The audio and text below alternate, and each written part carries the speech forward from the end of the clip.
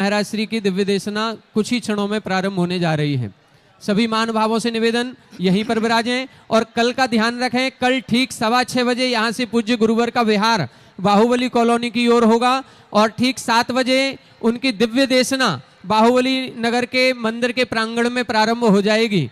वहां पर कार्यक्रम के उपरांत ठीक 8:15 साढ़े 8 बजे वहां से विहार होगा और 9 बजे अभिनंदनोदय तीर्थ क्षेत्र पर आकर के उसके बाद आहारचर्या यहीं से संपन्न होगी। सभी लोग इस बात का ध्यान रखें। अधिक से अधिक संख्या में प्रवचनों का समय ध्यान रखें। ठीक 7:15 बजे वहां अपन को सभी को पहुंचना है। ओम नमः। किसी की एक पायल यहाँ मिली है, कार्यालय से प्राप्त कर ले।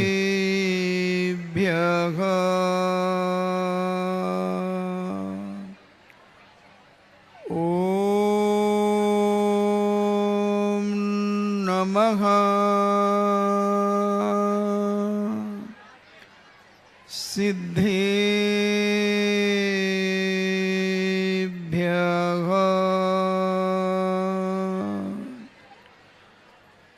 ओम नमः।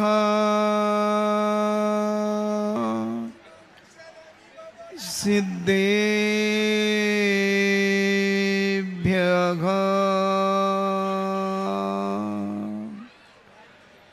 इणमो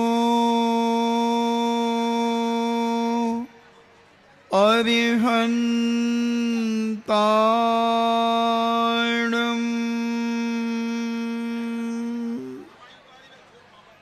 इणमो सिद्धाणम्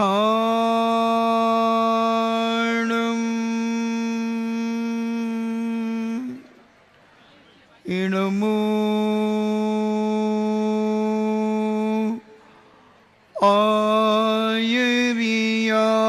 आयर्याणम्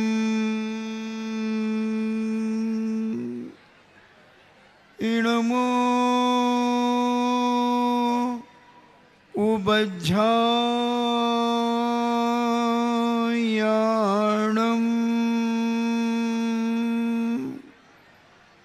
इणमो लोये सब्बे साभूणम्।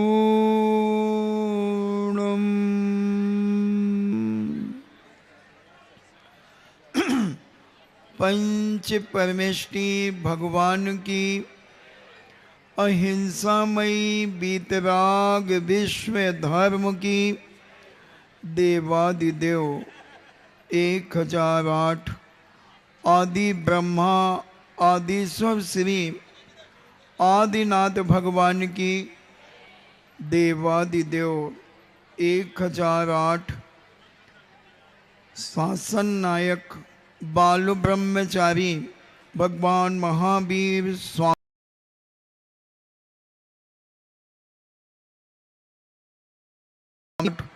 भगवान शांतिनाथ भगवान की देवादिदेव परम पूजनीय आचार्य शिरोमणि गुरुवर श्री कुंद कुंद महामुनिराज की परम पूजनीय आचार्य शिरोमणि गुरुवर श्री विद्यासागर जी महामुनिराज की परम पूजनीय 3 करोड़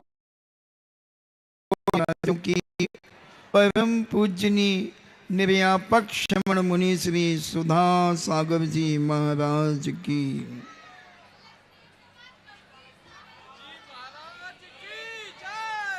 चर्चा चल रही है।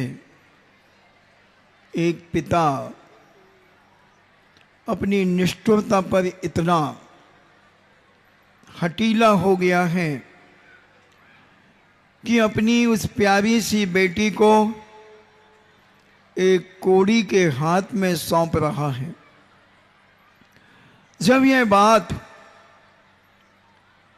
मंत्रियों को पता चलती है, मंत्री विचार करते हैं कि राज दरबार में मंत्री क्यों रखे जाते हैं। चाहे राजनीति हो और चाहे समाज की कमेटियां हो, उन सभी में एक मंत्री होता है। और हमारे पुहू पाल राजा ने एक नहीं अनेकों मंत्रियों को नियुक्त किया है। मंत्री का मतलब है, मंत्री का कर्तव्य है कि राजा के साथ मंत्रणा करना, विचार विमर्श करना। राजा कोई भी कार्य जब अपने जीवन में या अपने राज्य में करता है, तब मंत्रियों से सलाह मशवरा करता है, सलाह लेता है, मंत्रणा करता है, इन्हें गुप्त रूप से मंत्रणा करता है। मगर राजा ने अपनी बेटी का विवाह करने का निर्णय लिया और हम मंत्रियों से किसी भी प्रकार की कोई सलाह मशवरा नहीं किया, तब मंत्रियों को बड़ा खेद हुआ, बड़ी वेदना हुई, उनके अंदर एक तड़फन जागी। और मंत्रियों ने कहा कि राजा ने हमसे भले सलाह नहीं ली, मगर मंत्री होने के नाते हमारा कर्तव्य है कि हम राजा से वार्तालाप करें। और उन मंत्रियों ने यह निश्चय कर लिया कि ऐसी भीषण परिस्थिति में हम जरूर राजा साहब से वार्तालाप करेंगे। और उनका मौन टूट गया। मंत्री जो मौन लेकर के देख रहे थे सारे दृश्य को, सुन रहे थे सारी बातों को, जब उन्होंने देखा कि राजा ने तो वही श्रीपाल जो कोढ़ से कुष्ठ से पूर्ण हैं, उन्हें अपने राजमहल में, अपने नगर में निमंत्रण दे दिया है। निश्चित है कि राजा अपनी छोटी बेटी मैना सुंदरी का विवाह इस कोढ़ी के साथ करेंगे। मंत्रियों की रूह कांप गई। मंत्री अंदर से वेदना से भर गए और उन्होंने अपना मौन तोड़ दिया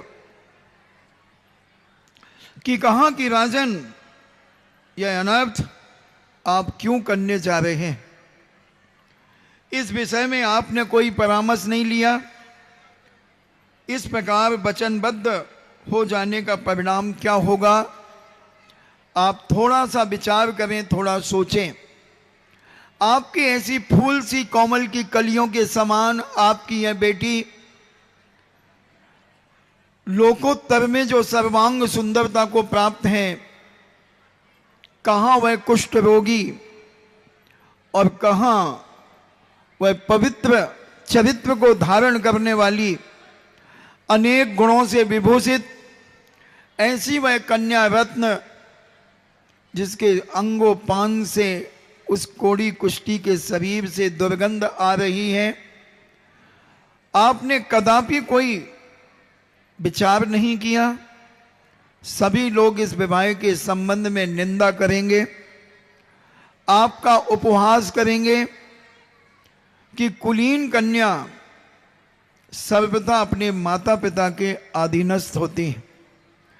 जो उच्च कुलीन की बेटियां होती हैं, अच्छे घरों की बेटियां होती हैं, इज्जतदार परिवार की बेटियां होती हैं, वह पूर्णतः अपने माता पिता पर निर्भर होती हैं कि माता पिता जिस प्रकार से मेरा जीवन यापन कराएंगे, जहां मेरा पानी ग्रहण करेंगे, वह मुझे स्वीकार होगा।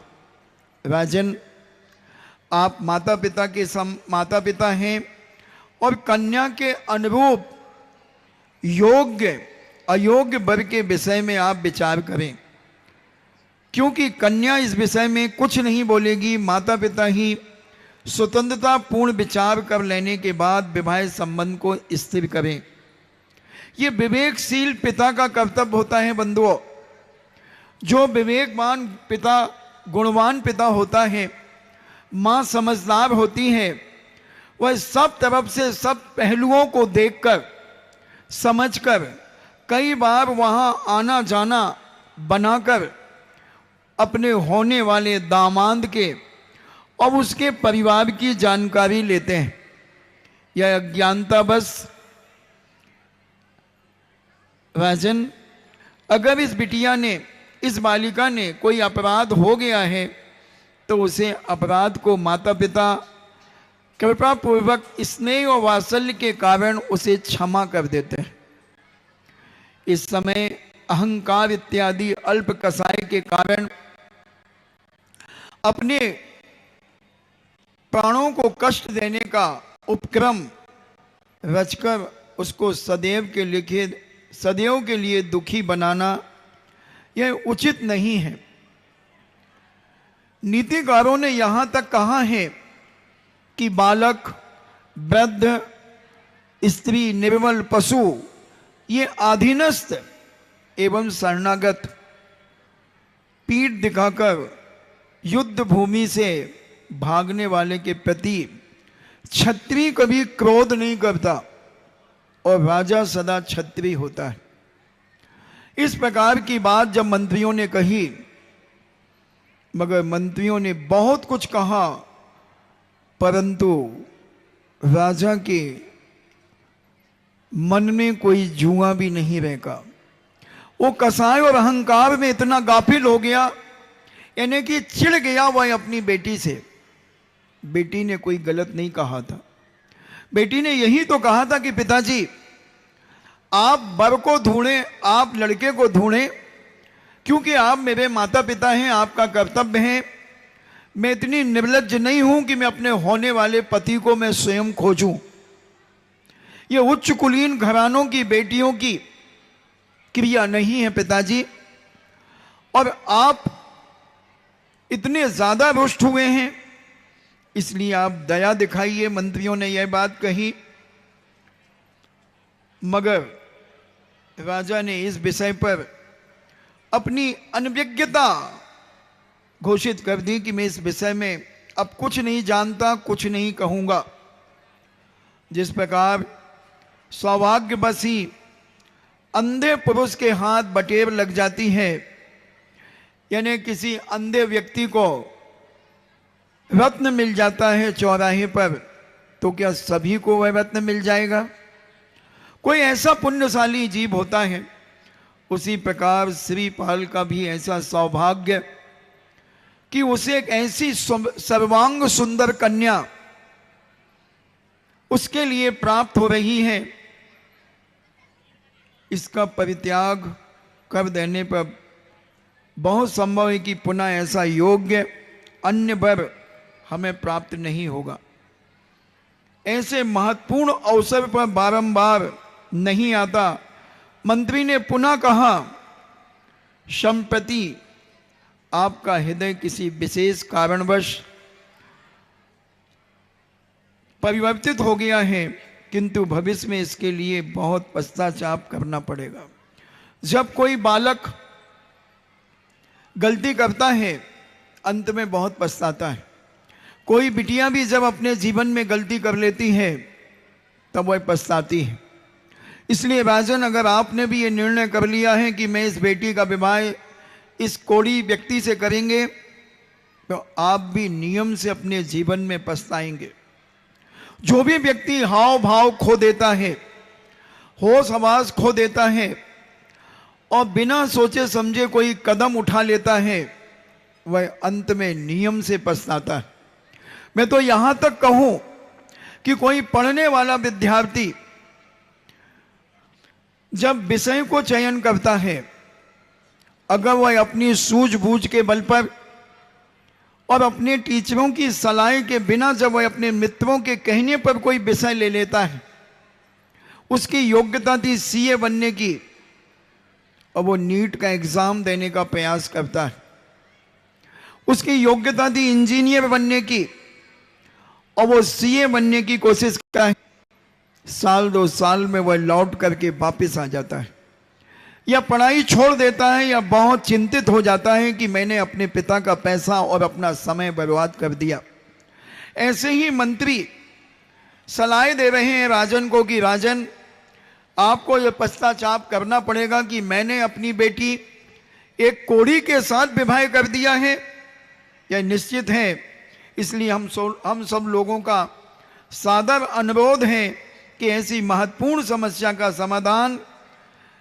समाधान बिना अच्छी तरह सोचे समझे शीघ्रता में ना कर डालें। मंत्रियों की सलाह को सुनकर राजा ने उत्तर दिया, अरे तुम लोग क्या जानो, तुम बार बार एक ही बात कह रहे हो, तुम्हारी बातों में कोई औचित्य नहीं है। मैं कदापि अपने वचनों को वापस लेने वाला नहीं, क्योंकि मैंने उन्हें स्वीकृति दे दी, आमंत्रण कर लिया है और मैंने उनके लिए उद्यान में ठहरा दिया है। मैना सुंदरी के अत्यंत कठोर वचन मेरे हृदय में तीर के समान चुभ रहे हैं। कई बार अपन कहते हैं ना कि उनकी बोली तो गोली से भी ज्यादा खतरनाक है। अब हमारी बुजुर्ग माताएं तो कहती हैं,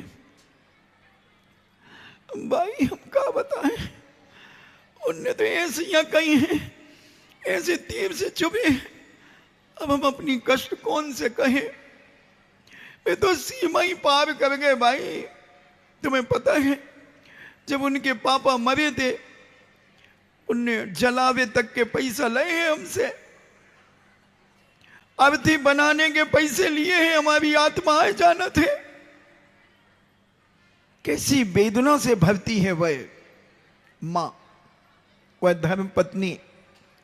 हमारे साथ उनने क्या क्या किया है। और ये घर घर की कहानी है। तुमने भले घर घर की कहानी देखी होगी, मगर वो घर घर की कहानी और ये घर घर की कहानी में जमीन और आसमान का अंतर है, बहुत दुर्लभ है बंधुओं। वो कहानी तुम्हारे चरित्र को बिगाड़ती है, वो कहानी तुम्हारे चरित्र को बिगाड़ती है, और ये घर घर की कहानी तुम्हारे आपसी संबंध को बिगाड़ती है। उस कहानी ने जो तुमने सीरियल में देखी है, उसने तुम्हारे घर के चरित्र को बिगाड़ा है, तुम्हारी मानसिकता को भ्रष्ट किया है, तुम्हारे प्रेम और वात्सल्य और आत्मीय भाव को उन्होंने विनाश की ओर ले गई है, तुम्हारे घर की एकता कपूर के समान उड़ा दी है।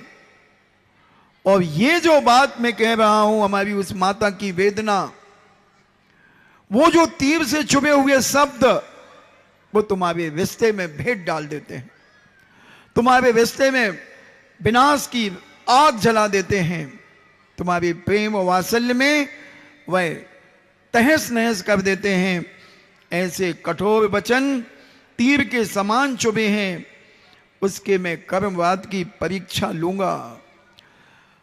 पुहुपाल राजा कहता है कि मेरी मैना सुंदरी ने जो मुझे कहा कि जिस जीव का जैसे कर्म का जो उदय होता है उसे वैसा ही मिलता है, मैं उसके कर्मवाद की परीक्षा इसी प्रकार करूंगा।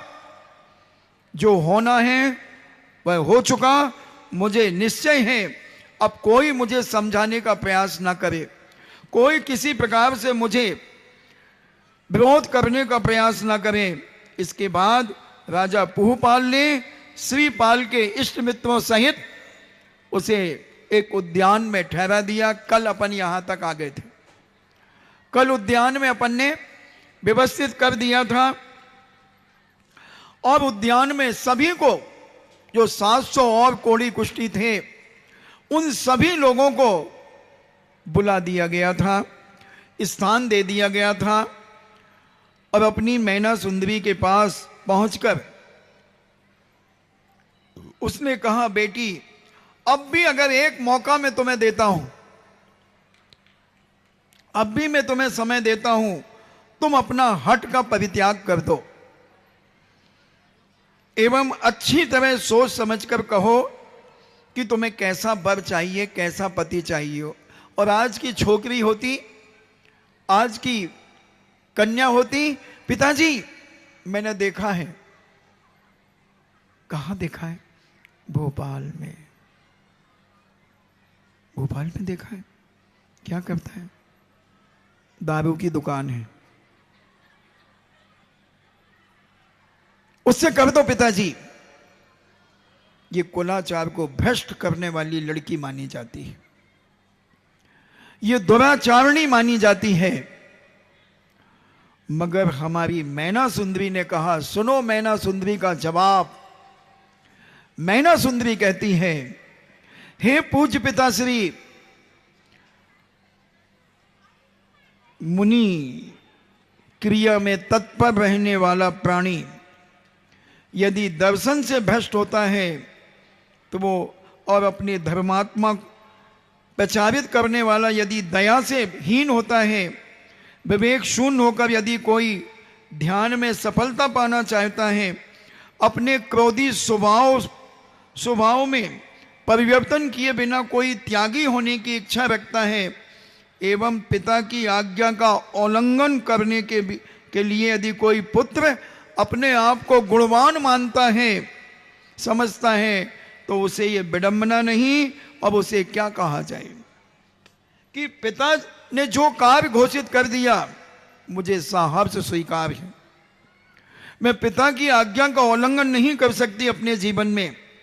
मैं आपसे पुनः यही निवेदन करती हूं कि आप अपनी इच्छा अनुसार मेरा विवाह कीजिए, और जिस वर के साथ आप मेरा विवाह करेंगे वही वर मुझे साहब से स्वीकार है।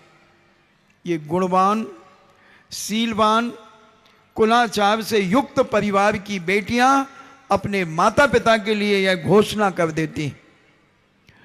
समझदार बेटी कभी आज तक अपने जीवन साथी को चुनने का प्रयास नहीं करती, कभी नहीं चुनती बंधुओं। और मैं तो कहता हूं जितनी ये महिलाएं 25 साल पुरानी शादीशुदा बैठी हैं, मैं इनसे पूछना चाहता हूं कि तुमने अपने पति को शादी के पहले कितने बार मिले थे उससे? सच बोल, काला कौआ काट खाएगा। ऊपर हाथ करके बताओ, अगर मिले हो तो ऐसे कहना, और नहीं मिले हो तो ऐसा करना। उधर की महिलाएं भी बताएं, कौन कौन शादी के पहले अपने पति को जानती थी और मिली हैं? हाथ करके बताएं, यूं या यूं। सबके हाथ यूं हो रहे हैं कि महाराज हम जानते भी नहीं थे। इसलिए तुम कुलवंती नारी हो, इसलिए तुम विवेकशील हो, इसलिए तुम समझदार हो, इसलिए तुम मैना सुंदरी की छोटी बहन हो। अब तुम सुनो रे पुरुषों, कौन कौन ने अपनी चॉइस से शादी की है? हाथ उठाओ। देखो, एक भी पुरुष नहीं, सब माता पिता के अनुसार। ये हैं कुलवंत लोग, ये हैं पवित्र आज्ञाकारी विश्वास पात्र लोग, जो अपने माता पिता की इज्जत अपने हाथों में लेकर के सिर माथे रखते थे। मैना सुंदरी ने नीतिपूर्ण वचन ही कहे, तथापि उसे सुनकर राजा संतुष्ट नहीं हुए, तथा बोले, मैंने तुम्हारे लिए एक कुष्ठ रोगी वर खोज लिया है। पिता का हृदय कितना कठोर होगा? पिता का हृदय इतना कठोर कि अपनी वह कोमलांगनी बिटिया से कह रहे हैं, बेटी हमने तुम्हारे लिए एक कोड़ी कुष्ठी वर ढूंढ लिया है। अगर तुम्हारे आज की बिटिया के सामने उसके पिता कहें, बेटा हमने तुम्हारे लिए एक बेटा ढूंढ लिया है, वो थोड़ा डिपर है, उसका एक बल्ब फ्यूज है, कौन बिटिया तैयार हो जाएगी? पिताजी आपने ढूंढा है तो मुझे कोई फर्क नहीं पड़ता, डोंट वरी, बी हैप्पी। है कोई ललितपुर के अंदर, है कोई भारत के अंदर जो लाइव सुन रहे हैं? कल जिज्ञासा में मेरे पास खबर भेज दें।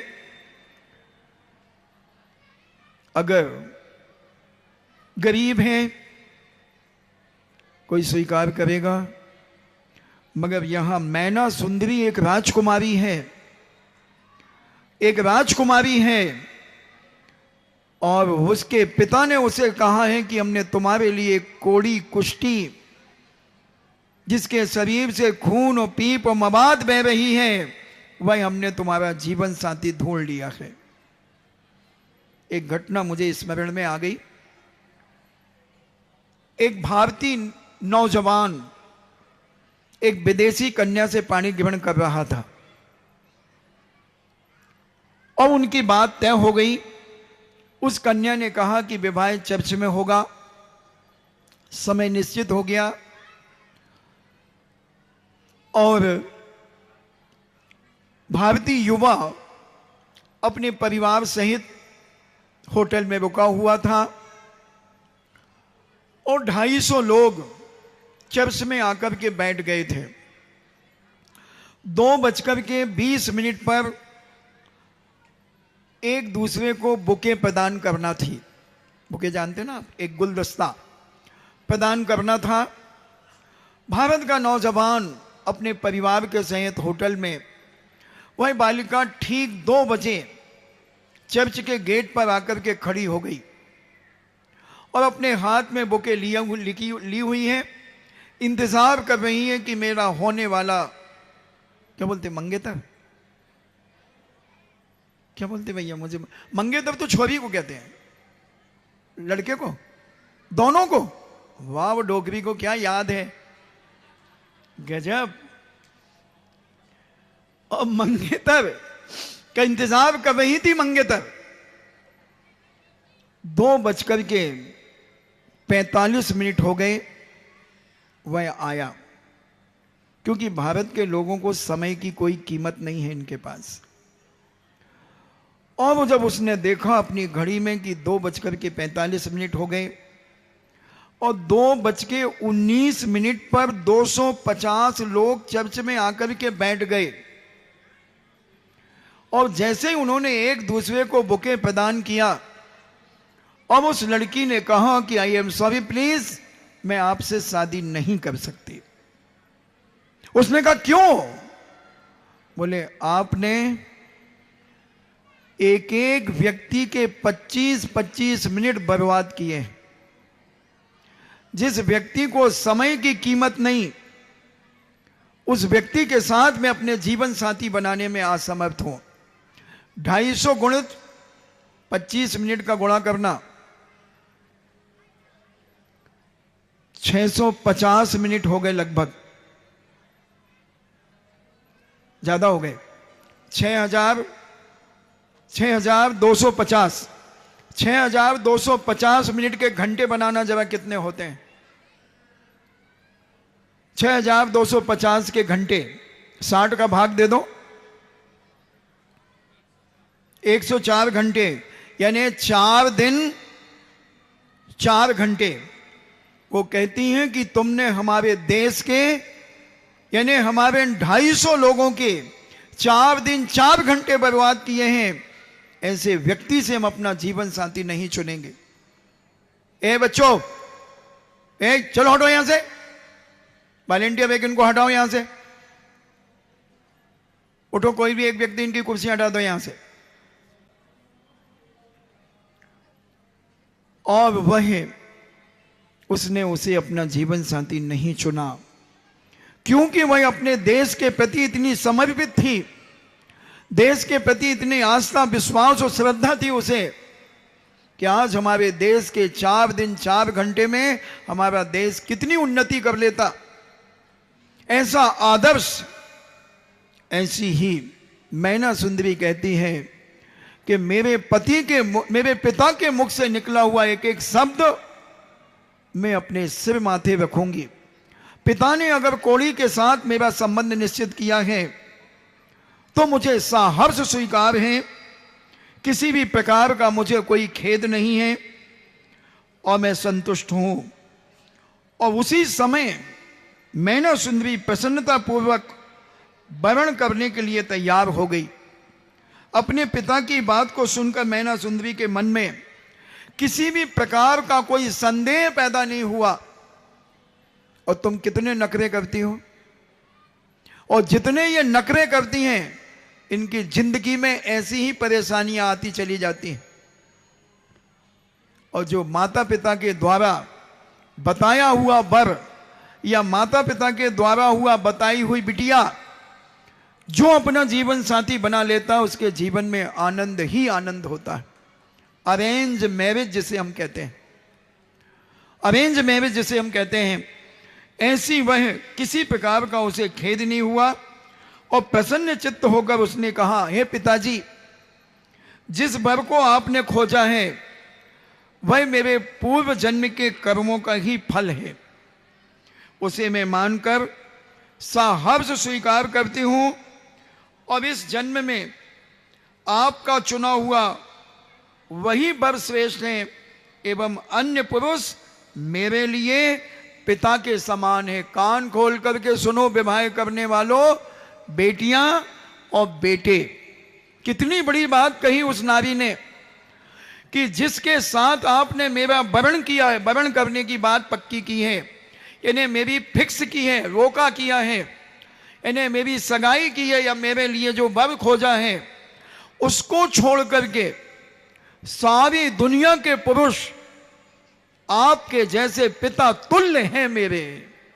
है कोई माई की लाल जो शादी का संबंध पक्का होने के बाद सारे पुरुषों को पिता की दृष्टि से देखने की ताकत रखे? मैना सुंदरी इतनी वेदना से भरा हुआ आदमी के साथ जिसका पानी ग्रहण हो रहा है, जिसके शरीर से खून और पीप और मवाद बह रही है, खून के लोथड़े गिर रहे हैं, शरीर से ऐसी दुर्गंध आ रही है कि श्रीपाल को अपना राज्य भी छोड़ करके उद्यान में रहना पड़ रहा था। वह ऐसे पति को पाकर दुखी नहीं हुई, वेदना से नहीं भरी, प्रसन्नता से भर गई, आनंद विभोर हो गई कि मेरे पिता ने, मैं कितनी सौभाग्यशाली हूं कि मेरे पिता ने मेरे लिए वर को चुन करके दिया है। धन्य है, जो कुछ मिला है पूर्व जन्म के पुण्य के और पाप के उदय से ही सब कुछ मिलता है। ऐसा श्रेष्ठ अन्य पुरुष मेरे लिए अर्थात आपके समान पिता तुल्य है। अगर बिटिया इस प्रकार का संकल्प कर लेती है अपने पति को छोड़कर, ब्रह्मचारिणी कहलाएगी और ब्रह्मचारी कहलाएगा पति। क्यों? क्योंकि सारी दुनिया के पुरुषों से उसने पिता का संबंध बनाया है, केवल एक अपने पति को छोड़कर। भरत चक्रवर्ती 96,000 रानियों के बाद सारी दुनिया में ब्रह्मचारी माने जाते थे। 96,000 रानियों से संबंध था उनका, बाकी सब उनके लिए मां, बहन और बेटी के समान थी। प्रत्येक नारी और पुरुष का यह कर्तव्य है कि जिनका पाणी ग्रहण हो जाता है उन्हें यह संकल्प अपने जीवन में कर लेना चाहिए, बंधु अगर तुम मरोगे तो तुम्हारी दुर्गति नहीं होगी, नियम से तुम्हारी सदगति होगी। कोई दुनिया की ताकत तुम्हें दुर्गति में नहीं भेज सकता, क्योंकि मरण किसका हुआ है? ब्रह्मचारी का। बिना नियम लिए मरना दुर्गति का कारण हो सकता है और नियम लेकर के मरना नियम से सदगति का कारण होता है। पक्की होते ही अरे और तुम्हारा तो विवाह भी हो जाए, विदा भी हो जाए, महीना 2 महीना क्या, साल 2 साल हो जाए और कोई घटना दुर्घटना घट जाए दोनों पति पत्नियों में, तो तुम तो ये उलायना दे दो कहां से फंस गए हम, हमारी तो वहां हो रही थी, मती मारी गई हमारी कि हमने उससे नहीं किया। अब बोलो तुमने कितने पति बना लिए? उससे नहीं किया, वो दिमाग में अभी है, और जितनों से बात चली होगी तुम्हारी वो सब दिमाग में घूम गए, उससे कर लेते। देखो आज उसके ठाठ देख लो, उसका देख लो, ये देख लो, तो तुम्हारे पाप ब्रह्मचर्य में भ्रष्ट हो गए। तुम ब्रह्मचर्य तुम्हारा भ्रष्ट हो गया बंधुओं। नंगा सत्य कह रहा हूं, जैन दर्शन के मर्म को तुम्हें बता रहा हूं। करो अपने जीवन में संकल्प, इसी को कहते हैं सुधार संतोष व्रत, इसी को कहते हैं सुधार संतोष व्रत। विचार करें, समझने की कोशिश करें। अगर थोड़ा भी धर्म का सिद्धांत तुम्हारे अंदर है, थोड़ा भी धर्म के प्रति आस्था, विश्वास, प्रतीति, लगन है, तो प्रत्येक जो शादीशुदा हो चुके हैं उनको आज ही संकल्प ले लेना चाहिए कि मेरे पति के अलावा सारे दुनिया के पुरुष मेरे पिता तुल्य हैं, मेरे भाई के समान हैं, मेरे बेटे के समान हैं। और सारी नारियों को ये नियम ले लेना चाहिए, जो शादीशुदा हैं उनका ये नियम, और पुरुष का नियम होगा कि मेरी धर्म पत्नी के अलावा सारी नारी जाति मेरी माँ, बहन और बेटी के समान है। लो बंधुओं, सोने में सुहागा, सोने में सुहागा। आने दो कितने कर्म उदय में आते हैं, सारी दुनिया भी तुम्हारे विरोध में खड़ी हो जाए तो भी तुम्हें दुर्गति नहीं भेज सकती, क्योंकि एक ब्रह्मचारी का मरण हुआ, एक त्यागी का मरण हुआ है। और ये पहले परंपरा थी। 8 साल के बाद उस बेटी को एक ब्रह्मचर्य का नियम दिलाया जाता था कि जब तक तुम्हारी शादी पक्की नहीं होती तब तक तुम ब्रह्मचर्य का पालन करोगी। मैंने भी ऐसा ही नियम लिया था। 1980 में आचार्य संभव सागर जी महाराज ने जब चातुर्मास किया तो मैंने उनके पास आना जाना हुआ। 1981 में जब उनने कोल्हापुर में चातुर्मास किया, वहां गए और वहां पर मैंने यही नियम लिया कि जब तक शादी नहीं होती तब तक मैं ब्रह्मचर्य का पालन करूंगा।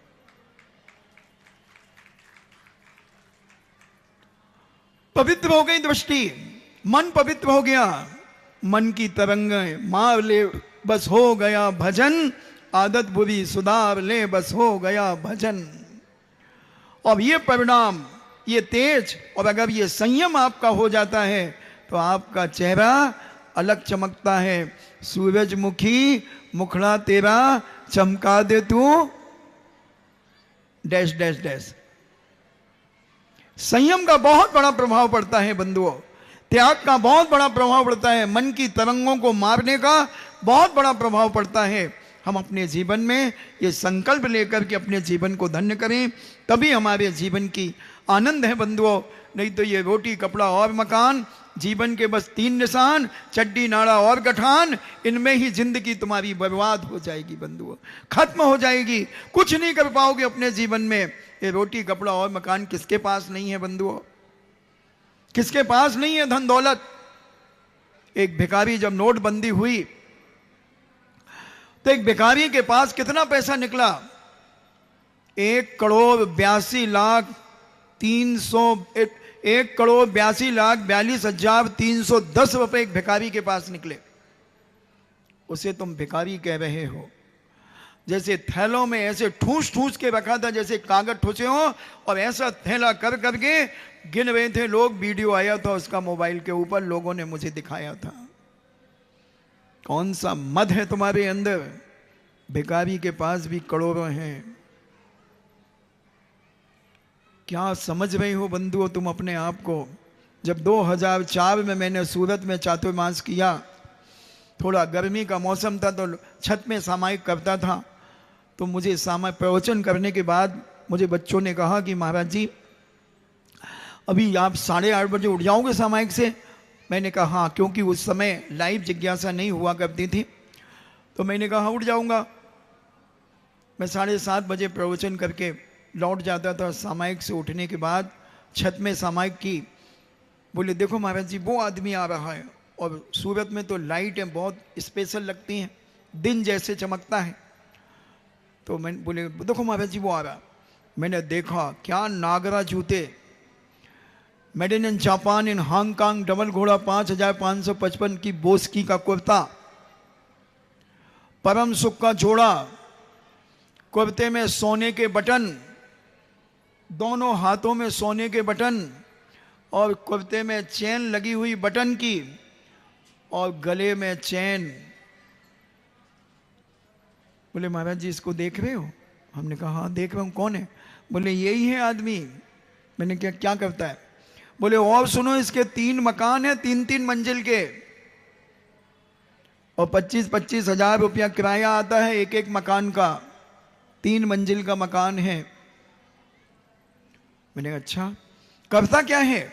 बोले कुछ नहीं करता महाराज जी, ये चौराहों पर जहां ग्रीन रेड और येलो लाइट लगी होती है वहां खड़ा रहता है, और 2 नैपकिन लेता है अपने हाथ में, और जैसे ही रेड लाइट चालू होती गाड़ियां खड़ी हो जाती हैं, और ये नैपकिन से उनके कांच को साफ करता है। यूं तो कोई 5 रुपए कोई 10 रुपए देता है। फिर एक गाड़ी, जैसे ही उससे पैसे मिले दूसरी गाड़ी चालू, उससे पैसे मिले तीसरी गाड़ी चालू, तो 1-1 मिनट गाड़ियां रुक जाती हैं, और ऐसे ये दिन भर में 800-900 रुपए कमा लेता है। 2004 की बात कर रहा हूं मित्रों। और इसके घर में 5 लोग हैं, पांचों यही काम करते हैं। 4,500 रुपया रोज कैश आ रहा है भाई साहब। महीने का कितना हो गया? 4.5 के हिसाब से 1,26,000। 1,26,000 रुपया कैश महीने में, और 75,000 रुपया वो यानी 2 लाख रुपए महीने आ रहा है। और लोग उसे फुटपाथ का आदमी कहते हैं, चौराहे पे गाड़ियों को साफ करता है। कौन है? किसको अहंकार है पैसे का बंधुओं?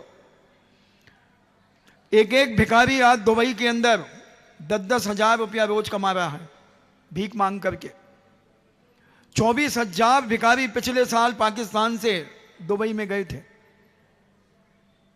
10-10 हजार रुपया एक दिन में कमा रहा है। तुम थोड़ा सा कमा करके इतना मद, इतना अहंकार, क्या समझ लिया तुमने अपने आप को? पैसा ही सब कुछ नहीं है दोस्तों, चरित्र सबसे ज्यादा कीमती है। चरित्र सबसे ज्यादा कीमती है। और जिसके पास चरित्र है उसके पास सब कुछ है, और जिसके पास चरित्र नहीं वो एक चलती फिरती लाश से ज्यादा कुछ नहीं है बंधु उसके पास।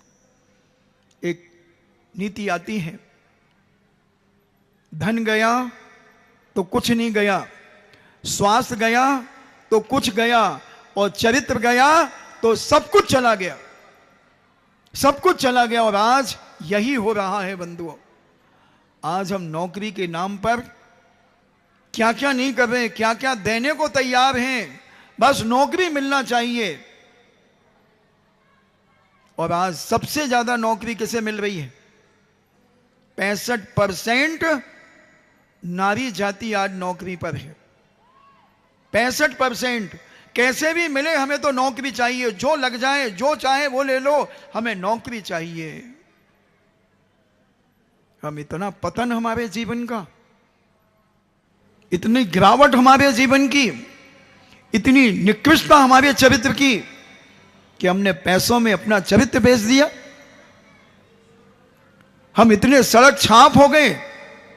अरे हम उच्च कुलीन घराने के लोग हैं, हमारा कुलाचार पवित्र है, हमारा खानदान पवित्र है, हमारा धर्म पवित्र है, हमारे गुरु पवित्र हैं, हमारी समाज पवित्र है, मगर हम एक समाज को कलंक लगाने के लिए क्यों पैदा हुए? क्यों पैदा हुए? सोचें, विचार करें। एक दिन एक प्रश्न आया था कि महाराज जी आज बहुत ज्यादा तलाक हो रहे हैं।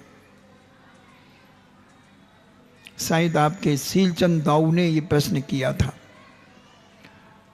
कि हमारी समाज में बहुत तलाक हो रही है।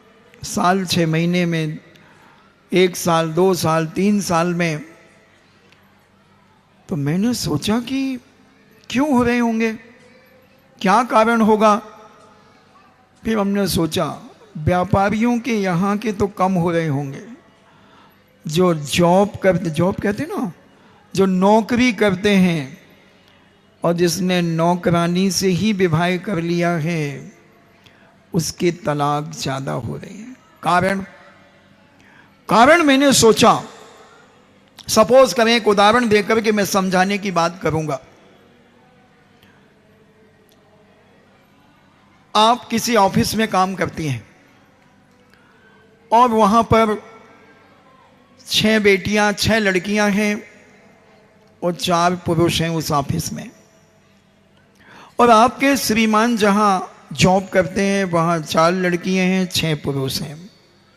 ठीक है, दोनों ऑफिस जाते हैं, समझना बहुत गहराई से। और संडे का दिन था। आपके श्रीमान के ऑफिस की 6 लड़कियां आपकी कॉलोनी से निकलती हैं जहां आपका घर है। और एक ने कहा, अरे वो सर है ना जो अपने ऑफिस में है, हाँ हाँ यू इसी फ्लैट में तो रहते हैं, चलते हैं। और उन्होंने बैल बजाई। आपके श्रीमान ने देखा, अरे तुम लोग कैसे, खोलिए ना दरवाजा, हाँ आ जाओ। और जब वो 6 ही कन्याएं आकर के बैठ गई और आपके श्रीमान ने आपसे कहा कि चाय बनाओ। अब वो ऑफिस की थी, प्रतिदिन उठना बैठना था, तो उनसे तो हंसी मजाक होगी होगी, बोल चाल में मुस्कुरान थी चेहरे पर। अब इससे जलन हो रही थी, किसे किसे, जिसके ऑफिस की वो कन्याएं आई थी, लड़कियां आई थी, उसके पति को जलन हो रही थी कि देखो इतने प्रसन्न होके हमसे तो कभी नहीं बोले और आज देखो कैसे मस्त होकर के बोल रहे। अब ये डाउट होना शुरू हुआ, पहला डाउट।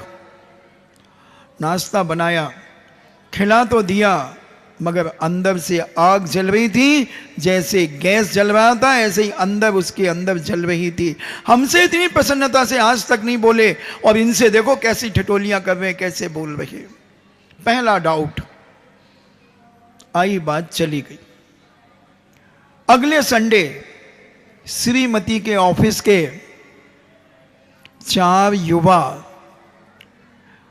वहां से निकले और कहते हैं अभी वो मैम है ना, वो अपने ऑफिस में, उसका तो यही फ्लैट इसमें है। बोले चलो चलते हैं यार। उन्होंने बेल बजाई, गेट खुला। अरे आओ, आप लोग कैसे आ गए?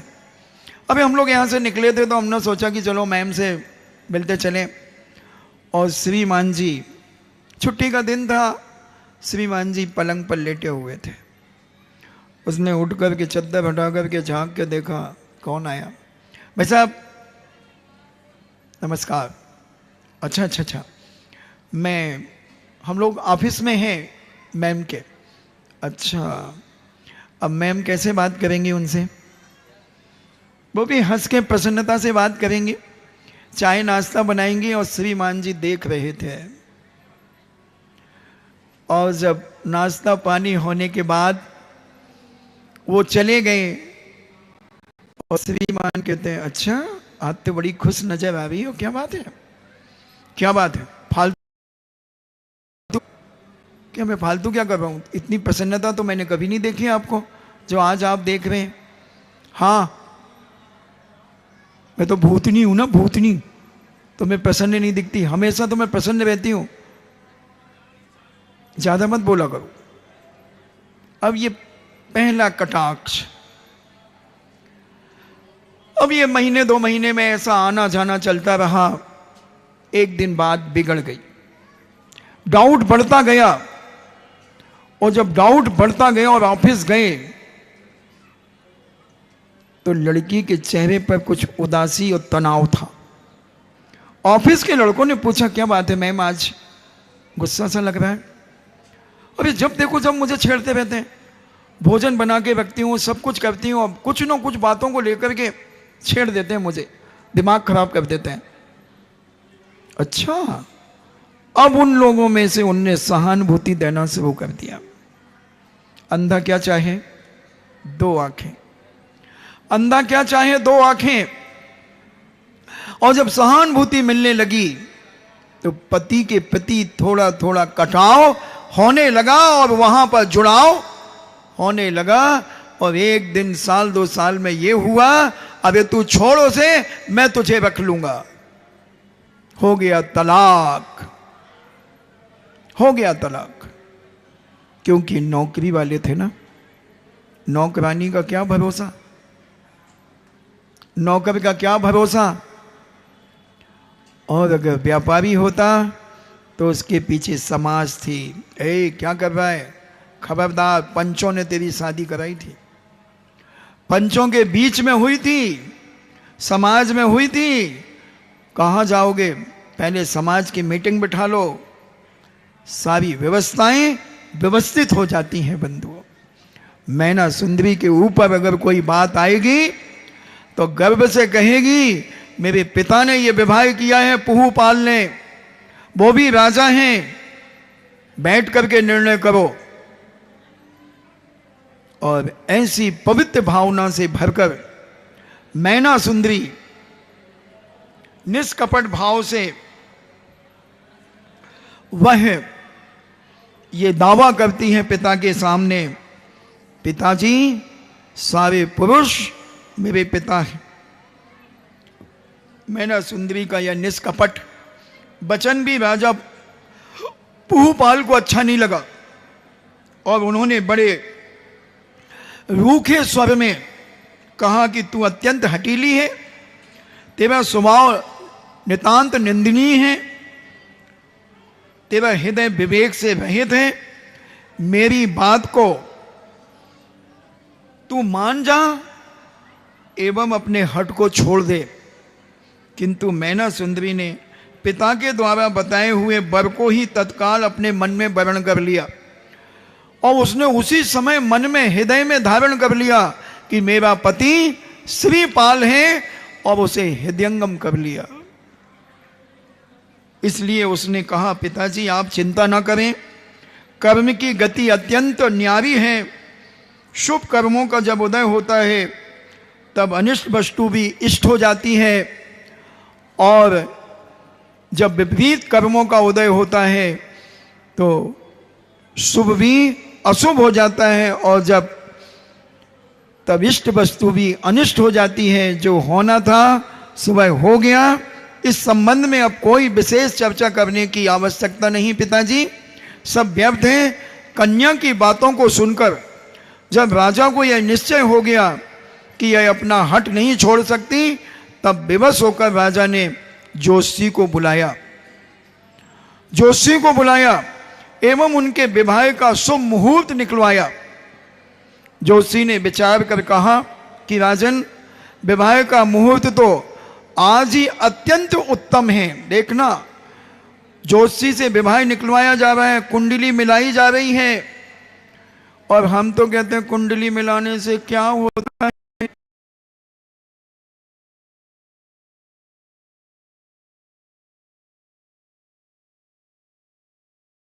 शुभ मुहूर्त तो अब अगले 30 वर्ष में पुनः आएगा। राजा ने, जोशी चार ने कहा, जोशाचार्य ने कि राजन, ऐसा शुभ मुहूर्त जो आज है, ऐसा 30 साल के बाद ऐसा योग संयोग बनेगा, ऐसी कोई संभावना नहीं है। आज के मुहूर्त में रवि, सोम एवं गुरु तीनों ग्रह वर तथा कन्या के लिए अत्यंत शुभप्रद हैं। यानी तीनों रवि, सोम, गुरु ये कन्या और वर के लिए अत्यंत शुभप्रद हैं। विवाह के शुभ मुहूर्त को सुनकर राजा प्रसन्न हुआ एवं जोशी को उचित दक्षिणा देने लगा। किंतु राज जोशी ने दक्षिणा लेना अस्वीकार कर दिया। उसने कहा कि राजन, मुझे दक्षिणा नहीं चाहिए। राजन, आपकी इस दक्षिणा को मैं नहीं ले सकता।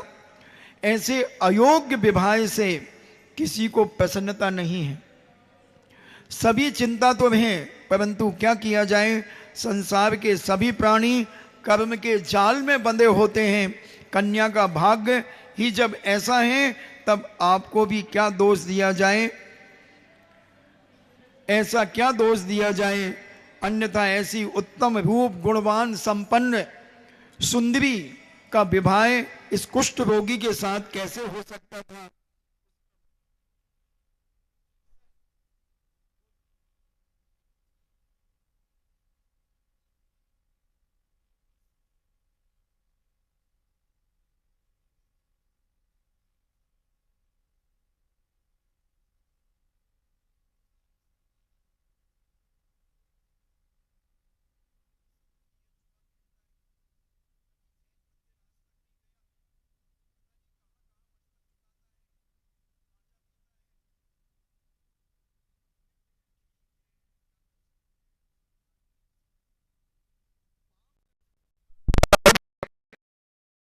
से किसी को भी ऐसी आशा नहीं थी कि ऐसे भयंकर पुरुष के साथ अपनी बेटी का पानी ग्रहण करेगा।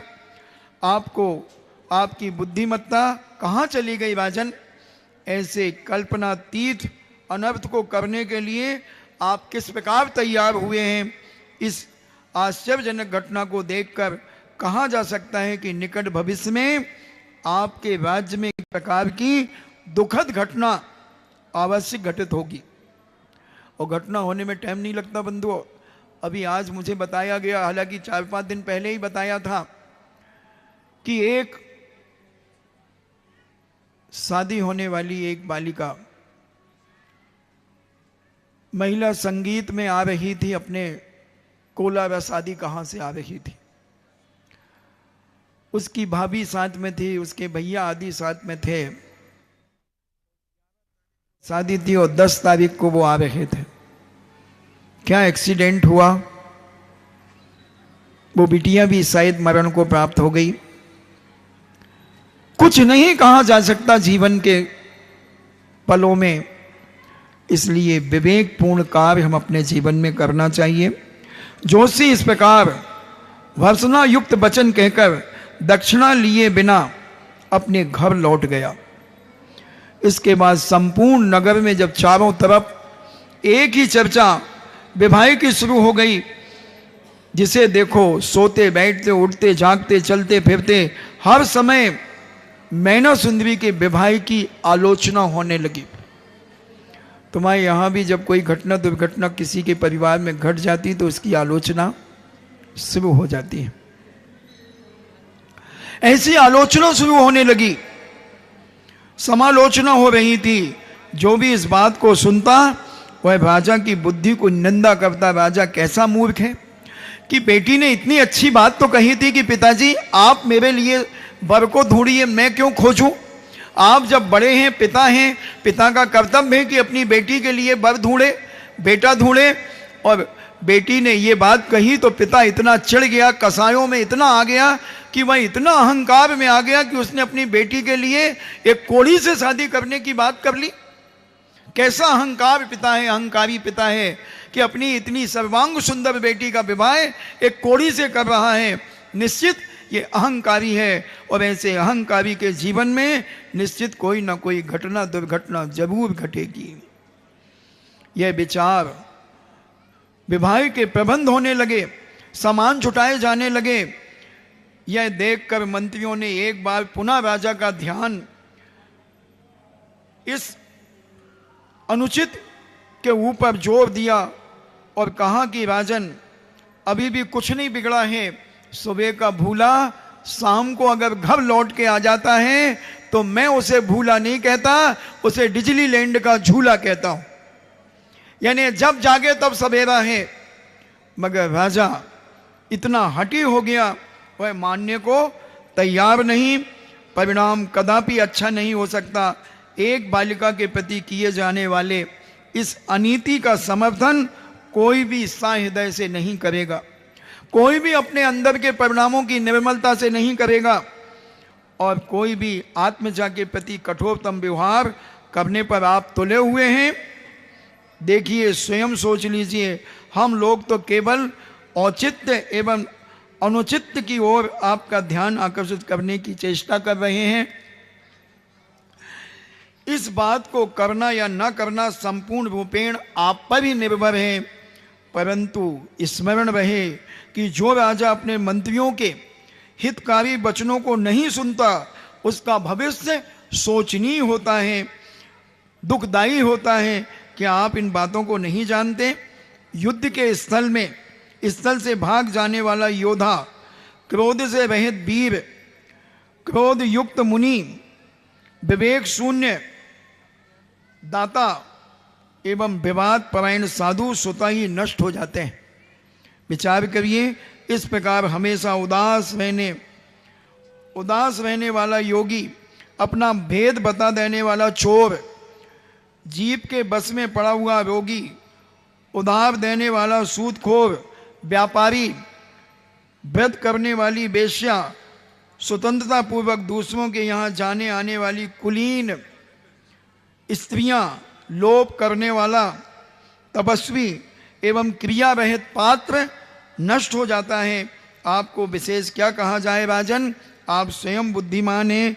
यदि आप भी अब अपने पूर्व निश्चय का परित्याग नहीं करते तो मैना सुंदरी को दारुण दुख से बचा लेने का श्रेय आपको प्राप्त होगा, और नहीं तो आपको गर्त में डालने का श्रेय आपको प्राप्त होगा। महाराज, आज तक तो आपने हम लोगों से मंत्रणा की है, सलाह ली है, और बिना किसी सलाह के आपने यह कदम कैसे उठाया? क्या आपको जरा भी विचार नहीं किया? उचित आपने नहीं समझा? आप हम लोगों के विनीत एवं आग्रहपूर्ण निवेदन को स्वीकार कर लीजिए एवं अपना हठ छोड़ दीजिए, अन्यथा किसी भयंकर आपत्ति में आप फंस सकते हैं। मंत्रियों के वचनों को सुनकर राजा ने जब सुन लिया, तब अंत में उसने कहा, चतुर मंत्रियों, तुम लोग बिना विचारे ही व्यर्थ में क्यों विवाद कर रहे हो? क्या तुम लोगों के इस प्रलाप से कुछ लाभ होने वाला है? क्या तुम लोगों की यह राय कि मैं जो तिलक कर चुका हूं वह वापस लौटा दूं? क्या ऐसा किया जा सकता है? मेरी समझ तो यही कदापि नहीं हो सकती। मैं तो जो कह चुका हूं वही होगा। मेरी बात कोई दुनिया की ताकत टाल नहीं सकती। राजाओं के वचन को सुनकर मूल प्राणों से भी कहीं बढ़कर होते हैं। क्या तुम लोगों को यह नहीं मालूम कि प्राण से ज़्यादा वचन होते हैं? राजा ने यह बात कही। विचार करें पिता, और ऐसे कई बार घरों में भी हो जाता है, आपके घरों में भी मेरी एक, क्योंकि मुझे महाराज जी आपको कैसे मालूम होता है ये सब? मैंने कहा था ना कि मेरी एक आंख और एक कान सारी दुनिया में घूमता है और मैं किसी से कुछ पूछता नहीं हूं। ऐसे कुछ हटीले पिता आज भी मिलेंगे भारत में कि अपनी हद, अपनी जिद के कारण अपनी बेटी को गर्त में भी डालते हुए पाए जाएंगे। जबरदस्ती बेटी कह रही, सारा रिश्तेदार कुटुंब कह रहा है कि अभी ये ठीक नहीं है, मगर हम कहते नहीं, मैंने देख लिया, बस यही होगा, यही होगा। और चाहे बेटी 15 दिन में घर वापस आ जाए, उस घर की स्थिति देख करके भी इतना दर्दनाक वेदना होती है कि वो 15 दिन में वापस आ जाती हैं, मगर पिता को रंचमात फीलिंग नहीं होती। वो तो कहता मेरे अहंकार की पुष्टि हो गई, मेरा अहंकार पूरा हो गया, मेरा कर्तव्य पूरा हो गया। कर्तव्य पूरा नहीं हुआ, ये उसके सिर का भार उतर गया। आजकल बेटियां भी पिताओं को भार लगने लगती हैं, इसलिए कई बेटियां भाग जाती हैं, बिना सोचे समझे वह कदम उठा लेती हैं। यह अज्ञानता उनके पिता के कारण भी बहुत सारे निमित्त बनते हैं। कभी फिर और कल फिर बताऊंगा क्या कारण से बेटियां भागती हैं, क्या कारण होता है, उनको भी अपन समझने का प्रयास करेंगे। आपका समय हुआ, क्योंकि कई लोगों का मन तो बुलौआ में जा रहा हुई है। बुलौआ सोई बैठे, बुलौआ मिल हैं और उनके लल्लू लाल के ते होने हैं। कछु अच्छू मिले, डब्बा मिले, डब्बा का क्या, डब्बा गिलास क्या मिलेगा, इसलिए मन तो वहाँ होगा। कोई बात नहीं, हमारा समय पूरा हो गया, हम अपनी बात को यहीं विराम देते हैं। समझना बंधुओं एक एक बात को कि कहीं हठ ग्राह्यता के कारण बेटी का जीवन गर्त में न चला जाए, कभी बेटी की हदग्राह्यता के कारण घर की बदनामी ना हो जाए, घर बर्बाद ना हो जाए। मैं दोनों पक्षों की बात लेकर के कर रहा हूँ। एक तरफ पिता की बात करता हूँ तो दूसरी तरफ बेटी की गलतियों पर भी चोट करता हूँ। इसलिए प्रत्येक बेटी और पिता, माँ, परिवार, कुटुंबीजन इन सब चीज़ों पर समझने का प्रयास करें। इन्हीं मंगल भावना के साथ जिनवाणी स्तुति।